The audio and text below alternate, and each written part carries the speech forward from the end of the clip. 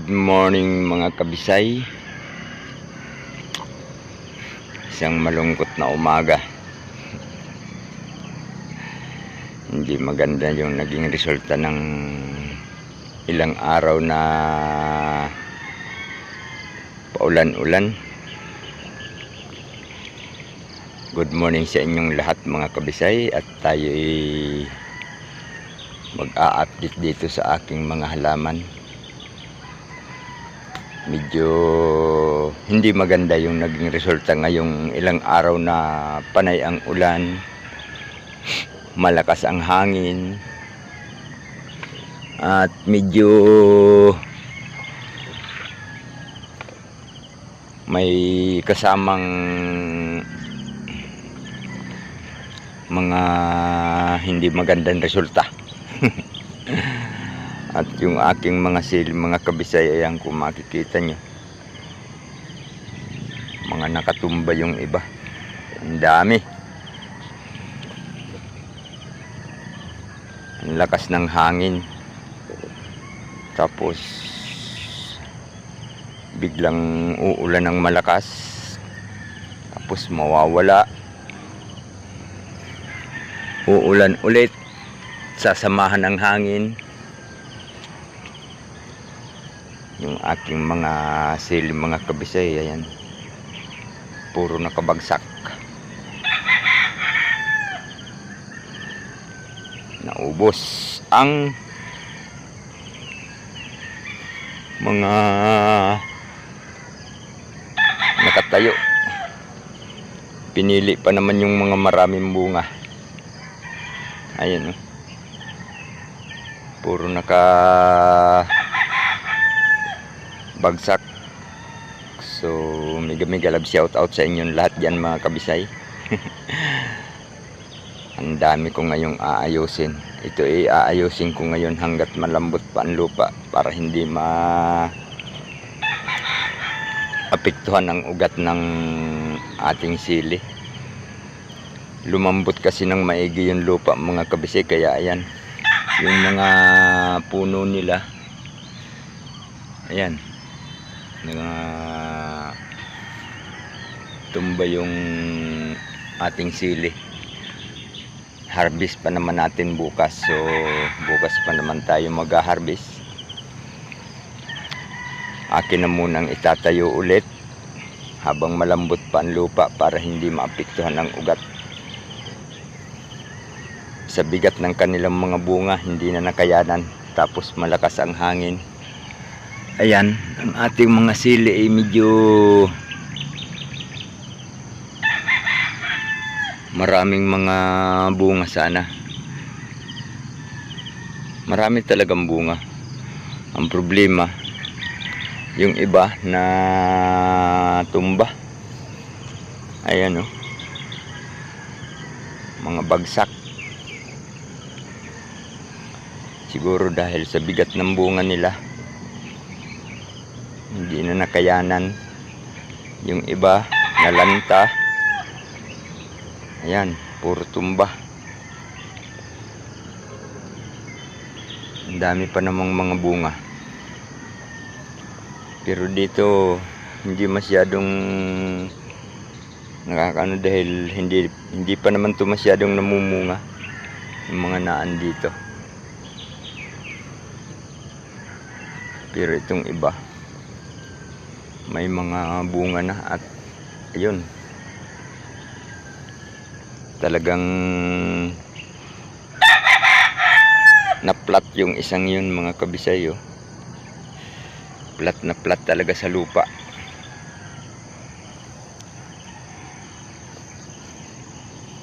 Yan ang nagiging resulta ng hangin at ulan. Pati sa ampalaya natin mga kabisay ay apektado dahil ang daming ampalayang nabansot. Hindi pa sila nakakaakyat ng maigi. Hinampas ng hangin, kaya ang daming mga nabansot. Ayan, halos isang linggo na ang hangin talaga mga kabisay ay ang lakas. Nakikita nyo naman doon sa una kong vlog, nararamdaman nyo ang hangin na talagang ang lakas. So mag-aayos muna tayo ng ating mga sili mga kabisay. Good morning sa inyong lahat dyan. Medyo masalimuot ang umaga natin ngayon. Dahil kagabi ang lakas ng ulan, ang lakas ng hangin. Tapos medyo sinasamahan pa ng kaunting kidlat. February na sana ngayon ay kumikidlat pa. So siguro akin munang aayusin mga kabisay. Antabayanan nyo lang. Alright, ito na mga kabisay at naibalik na natin yung mga pagkakatayo ng ating sili. So ang oras natin ngayon ay alas 9:13.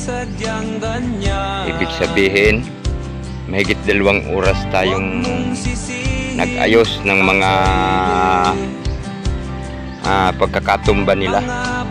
Ayun, at may patugtog na naman mga kabisay. Baka mamaya ay mag-background music na naman tayo nito. At ayun nga, ay mayroon pa pala ako ditong nalampasan na isang mga kabisay. At hindi ko pa nalagyan ng ng tukod. Nalampas ako. At ayan, dito banda, medyo na lahat. Nakatayo na, ayan. At medyo magaganda na ang kanilang tindig. Dahil mayroon na silang proteksyon. Lakas ng patugtog. At ito, sa awa ng Diyos, puro na yan may mga tukod mga kabisay. Ayan o. May mga tukod na sila.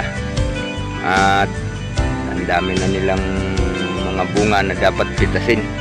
Tulad ng isang are. Ayan. Ang dami ng mapipitas. Kahit itong huli kong tinanim mga kabisay. Ayan. May mga bunga na rin at pwede na rin pitasin. Ayan o.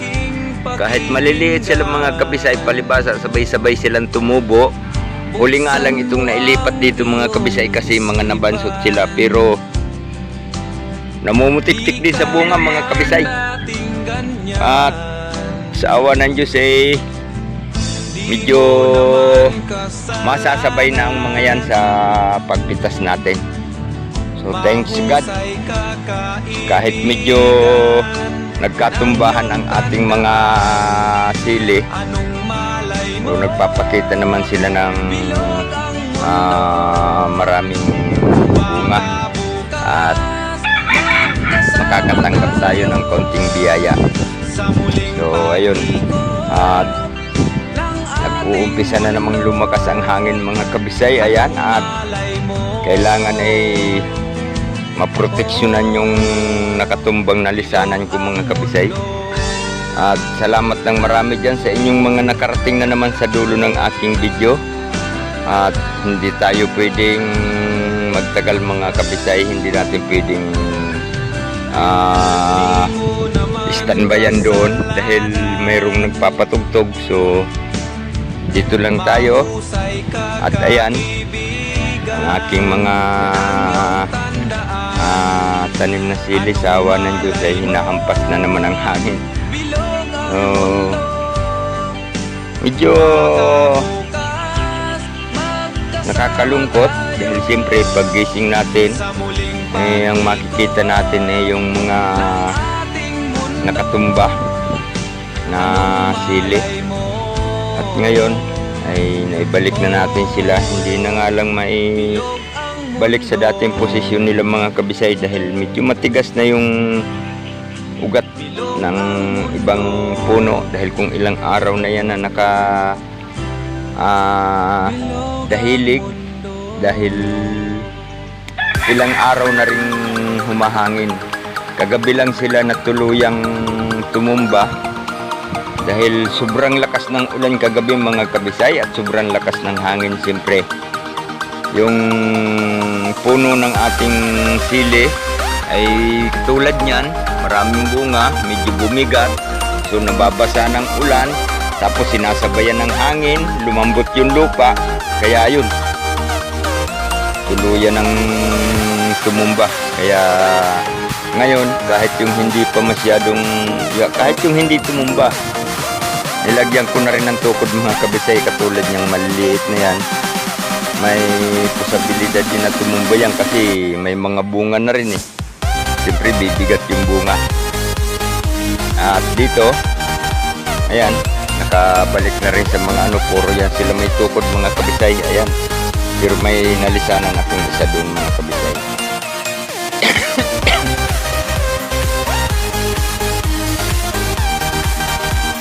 At dito, ayan,